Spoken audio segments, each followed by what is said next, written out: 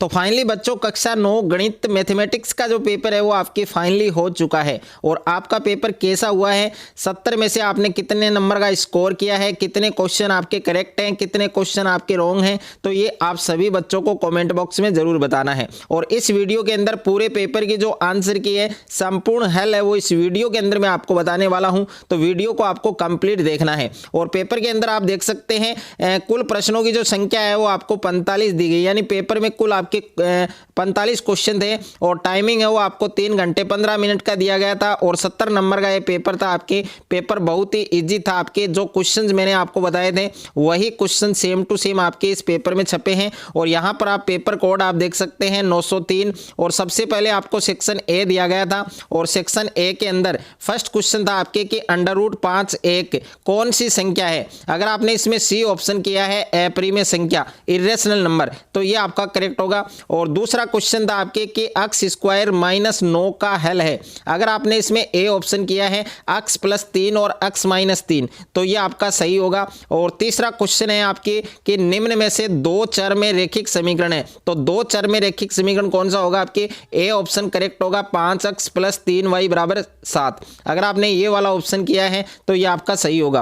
प्रश्न संख्या 4 है बिंदु -10 और 0 स्थित है, तो ये होगा आपके सी ऑप्शन, यानी x अक्ष की ऋणात्मक दिशा पर। अगर आपने सी ऑप्शन किया है तो ये आपका एकदम सही होगा। पांचवा क्वेश्चन है आपके यदि x + y = k का हल 2 और 0 है तो k का मान होगा, तो इसमें k का मान आपके यहाँ पर 2 होगा, यानी ए ऑप्शन आपका करेक्ट होगा। और प्रश्न संख्या 6 है आपके कि एक रेखा पर बिंदुओं की जो संख्या है वो कितनी होगी, तो एक रेखा पर अनंत बिंदु हो सकते हैं, तो इसमें सी ऑप्शन आपका सही होगा अनंत। उसके बाद में अगला क्वेश्चन है आपके क्वेश्चन नंबर 7 है न्यून कोण का मान होगा, तो न्यून कोण का मान होता है 90 डिग्री से कम होता है। और उसके बाद में अगला क्वेश्चन है आपके क्वेश्चन नंबर 8 है कि त्रिभुज के तीनों अंतः कोणों का योग। अगर आपने इसमें बी ऑप्शन किया है 180 डिग्री, तो ये आपका एकदम करेक्ट होगा। प्रश्न संख्या 9 है आपके प्रश्न संख्या 9 आप देख सकते हैं कि एक चतुर्भुज है और उसके तीन कोण 90 डिग्री 75 डिग्री 75 डिग्री है,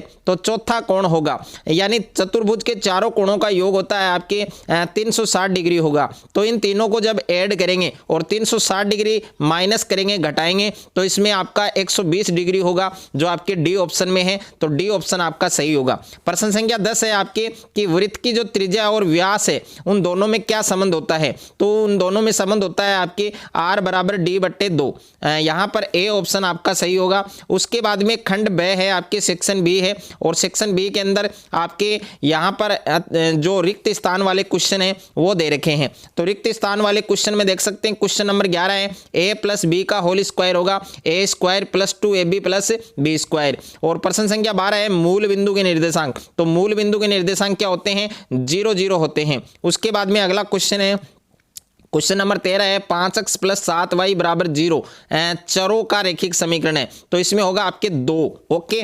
और प्रश्न संख्या 14 है, इसमें आपको √8 का मान पूछा है, यानी यहाँ पर क्यूब लिखा हुआ है, तो इसका क्यूब हम ज्ञात करेंगे तो इसका आंसर आएगा 2। उसके बाद में प्रश्न संख्या 15 है कि समबाहु त्रिभुज के प्रत्येक कोण का मान, तो समबाहु त्रिभुज के प्रत्येक कोण का मान होता है 60 डिग्री यानी 60 डिग्री। और प्रश्न संख्या 16 है आपके कि समकोण का मान होता है, तो समकोण का मान होता है 90 डिग्री। और प्रश्न संख्या 17 है एक वृत्त की सभी त्रिज्याएं हैं वो इक्वल होती हैं, समान होती हैं, तो इसमें आपको समान लिखना था। और उसके बाद में प्रश्न संख्या 18 है आपके कि वृत्त की सबसे बड़ी जीवा, तो वृत्त की सबसे बड़ी जीवा होती है प्यारे बच्चों व्यास होती है, तो इसमें आपको व्यास लिखना था। उसके बाद में खंड स है सेक्शन सी है, और सेक्शन सी के अंदर प्रश्न संख्या 19 है। जब हम इसको सोल्व करेंगे तो इसका आंसर आएगा 128। अगर आपका आंसर 128 आया है तो यह आपका करेक्ट होगा। प्रश्न संख्या 20 है आपके कि बहुपद 5x + 3 का शून्यक होगा, तो इसका शून्यक होगा x = -3/5। और प्रश्न संख्या 21 है बिंदु -4 3 कौन से चतुर्थांश में स्थित है, तो इसमें आप द्वितीय लिखना है आपको, या फिर दूसरा चतुर्थांश ये भी लिख सकते हैं। प्रश्न संख्या 22 है समीकरण y = 2x को ax + by + c = 0 के रूप में व्यक्त कीजिए, तो इसमें प्यारे बच्चों a का मान 2 होगा, b का मान -1 होगा, c का मान 0 होगा, यह आपको लिखना था। और प्रश्न संख्या 23 है कि यूक्लिड के अनुसार रेखा की परिभाषा, तो यूक्लिड के अनुसार रेखा है वो एक चौड़ाई रहित लंबाई होती है, यह आपको लिखना था।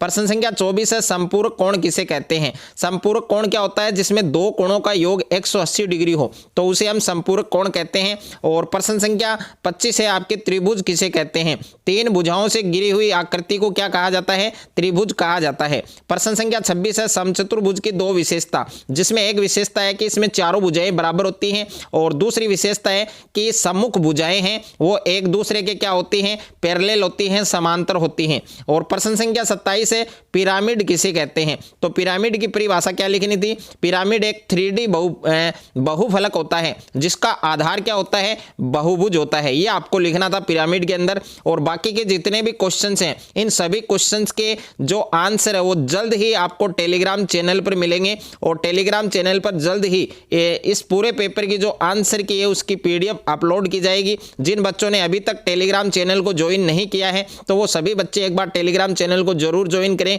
टेलीग्राम चैनल का लिंक है वो मैंने डिस्क्रिप्शन में दे दिया है, तो वहां जाकर आप ज्वाइन हो सकते हैं और इस पूरे पेपर की आंसर की है उसकी PDF डाउनलोड कर सकते हैं। बाकी पेपर है वो बहुत ही सरल था, मस्त था, इजी था। आपका पेपर कैसा हुआ, आपने 70 में से कितने नंबर का स्कोर किया है, ये आप सभी बच्चों को कमेंट बॉक्स में जरूर बताना है। अगर आपको ये वीडियो अच्छा लगे तो वीडियो को ज़्यादा से ज़्यादा बच्चों के साथ शेयर करें, ज़्यादा से ज़्यादा वीडियो को लाइक करें और चैनल पर आप नए हैं तो चैनल को आप सब्सक्राइब कर लीजिए और साथ में नोटिफिकेशन बेल को प्रेस कर लीजिए।